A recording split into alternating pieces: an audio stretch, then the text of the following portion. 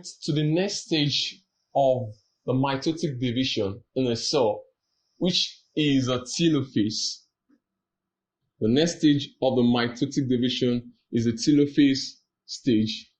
And this is the last stage in any mitotic division, the last known stage in the mitotic division. And the telophase stage, the cell divides into two. So that's where we have a diploid number being restored. In a mitotic division, the division starts with a diploid chromosome, and the diploid number is being restored at the telophase stage. And at the telophase stage, you have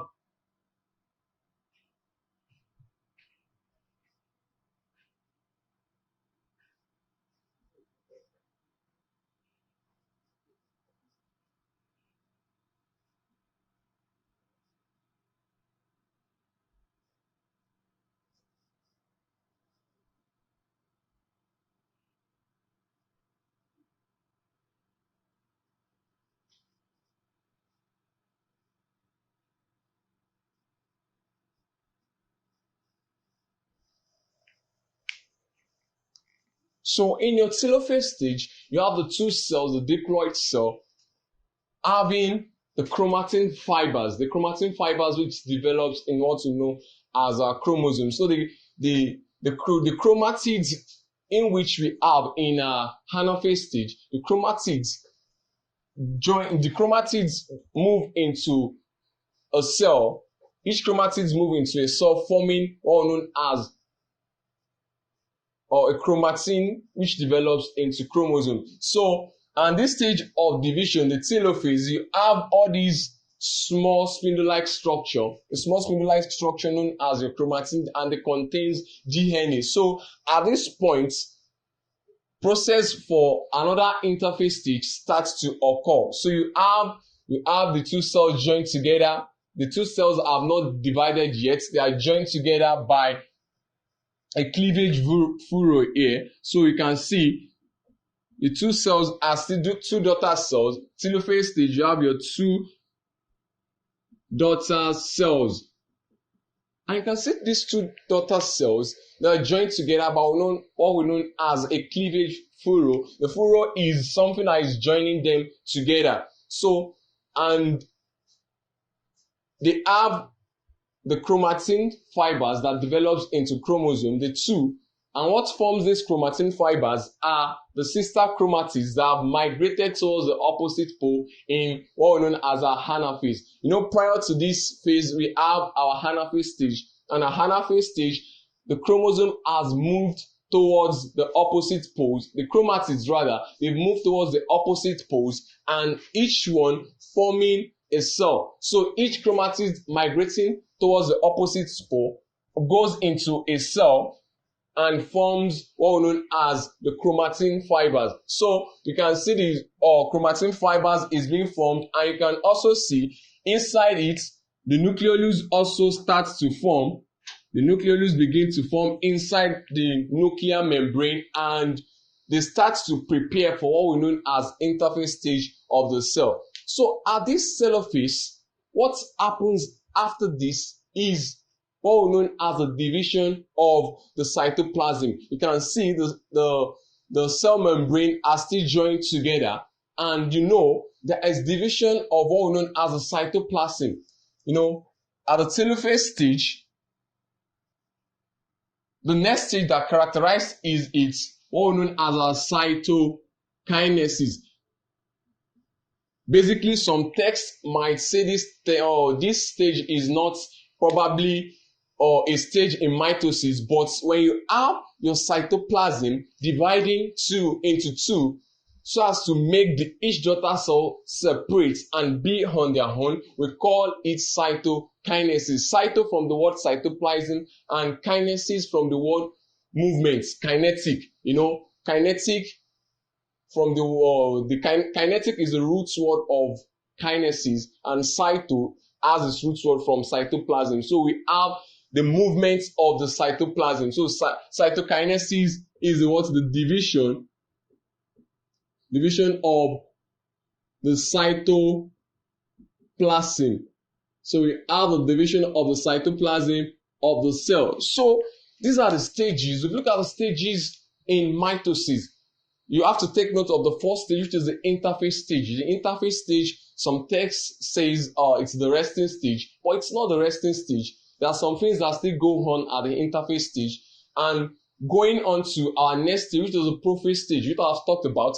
Prophase stage, what characterizes them, basically what you need to know is at your prophase stage, what you see is that the centrioles begins to move towards the opposite poles, and they begin to form spindle-like fibers. So at the prophase stage also, the chromosomes become thicker. You see them much more very thick in this stage, which is the prophase. And going to the metaphase stage, at your metaphase stage, what you see is that your chromosome, the chromosome structure, they now align themselves on what we know as a spindle fiber at the equatorial plates. They are the central position in the cell. So the chromosomes are arranged on the central position of the cell. They are joined to the spindle fiber with the centromeres, and there is also a protein coat material which is called kinetochores.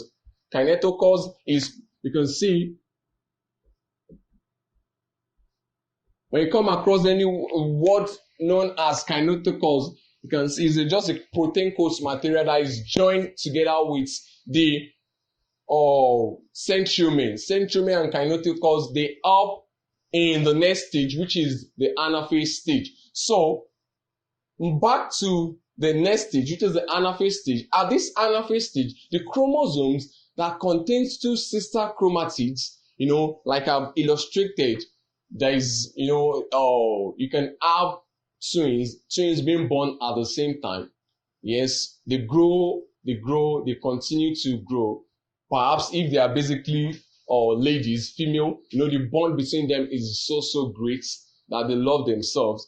It's not in all twins, basically, but twins that love themselves very well, they grow to some point in life whereby they get married to different husbands. And this is something that is very, very possible. They have to leave themselves, all the fun, all the affection they've had, they just have to leave that to memory. So they born to each husband. And you see, that's what happened at, what's it called, at our anaphase.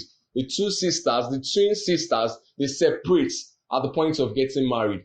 Also, at your anaphase stage, the sister chromatids likened to the twins, they separate and move towards each other, each person forming his own home.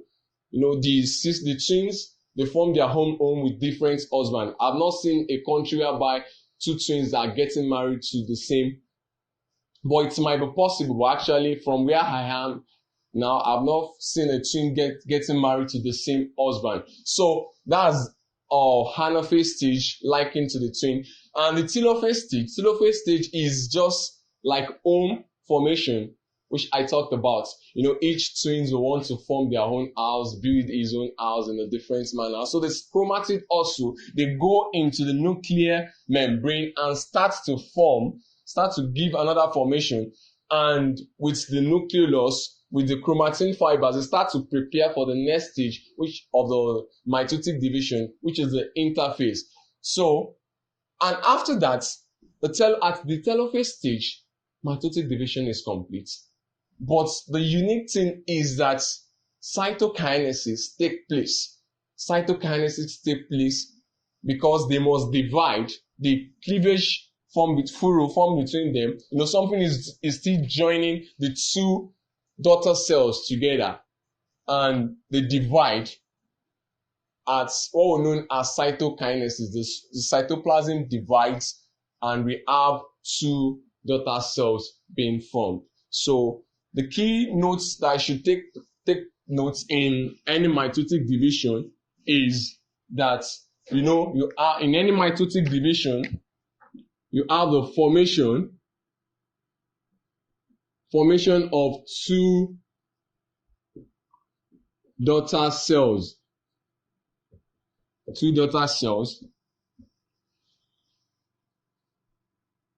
And you have daughter cell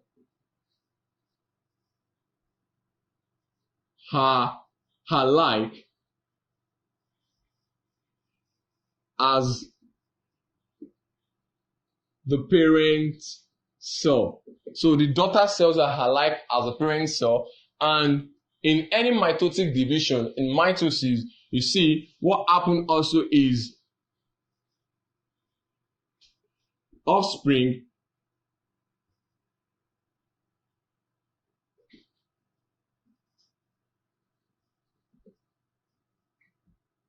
so that's the unique thing about mitosis. Offspring are diploid.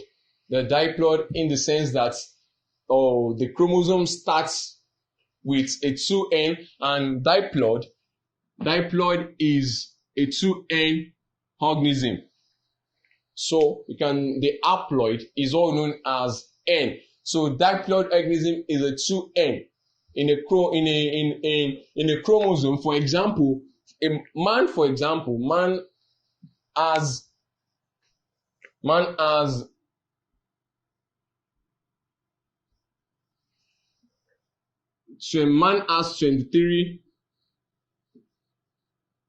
23 pairs of chromosome.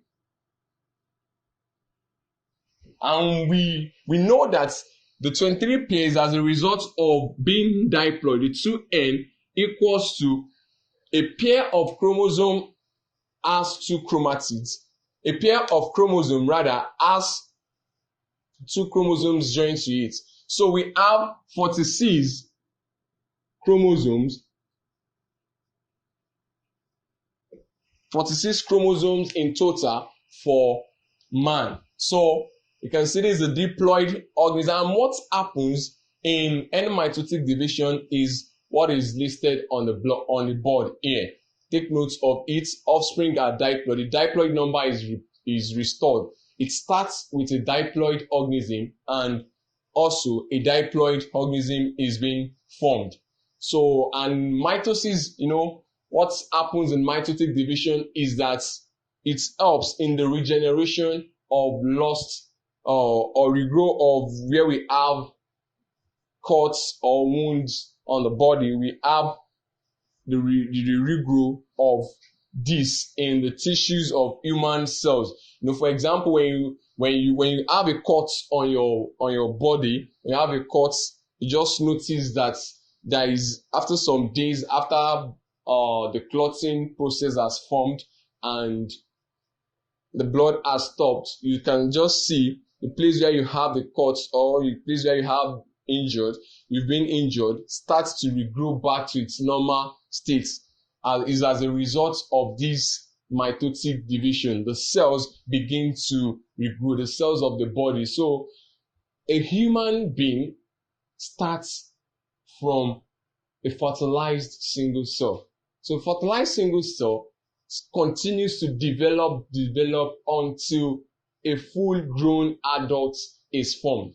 So that's the beauty of mitosis. Mitosis leads to growth. So you that you're watching, you started from a fertilized ovum. So the fertilized ovum grows into what we know as a diploid cell. So we meet ourselves at the next session of the video.